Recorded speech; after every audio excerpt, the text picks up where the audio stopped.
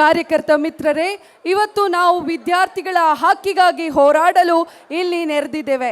ಇದರೊಂದಿಗೆ ಇಂದಿನ ದಿನ ನಮ್ಮ ದೇಶದ ಇತಿಹಾಸದಲ್ಲಿ ಅತ್ಯಂತ ಭಾವುಕ ಹಾಗೂ ಮಹತ್ವದ ದಿನ ಕೂಡ ಹೌದು.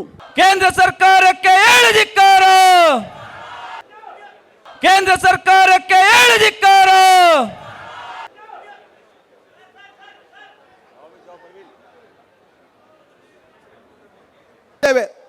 ಕೆಲವರು ಈಗಾಗಲೇ ಶರಣ ಪ್ರಕಾಶ್ ಹೇಳಿದ್ರು, 1,27,000 ಸೀಟು ಮೆಡಿಕಲ್ ಸೀಟ್ ಇವತ್ತು ದೇಶದಲ್ಲಿದ್ರೆ ಮುಖ್ಯಮಂತ್ರಿಗಳಾದಂಥ ಸಿದ್ದರಾಮಯ್ಯ ಸಾಹೇಬ್ರೆ ಹಾಗೂ ರಾಜ್ಯ ಉಸ್ತುವಾರಿಗಳು ಎಐಸಿಸಿಯ ಪ್ರಧಾನ ಕಾರ್ಯದರ್ಶಿಗಳು ಸರ್ಕಾರ ಮಾಡಬೇಕು ಅಂತ ಹೇಳಿ ಇಚ್ಛೆ ಪಡ್ತೇನೆ.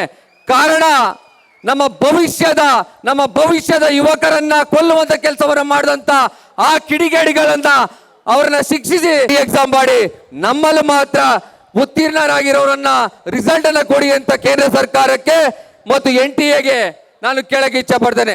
ಮಾಡಿಕೊಟ್ಟಿದೆ. ಇದ್ರ ವಿರುದ್ಧ ಬೃಹತ್ ಹೋರಾಟವನ್ನ ಮೊದಲನೇ ದಿನದಿಂದನೂ ಕೂಡ ಯೂತ್ ಕಾಂಗ್ರೆಸ್ ರಾಜ್ಯದಲ್ಲಿ ಮಾಡ್ಕೊಂಡ್ ಬಂದಿದೆ. ಇಲ್ಲಿಯವರು ಕೂಡ 22 ಜಿಲ್ಲೆಗಳಲ್ಲಿ ಈ ಒಂದು ಪ್ರೊಟೆಕ್ಷನ್ ಕೂಡ ನಾವು ಮಾಡಿದ್ದೀವಿ.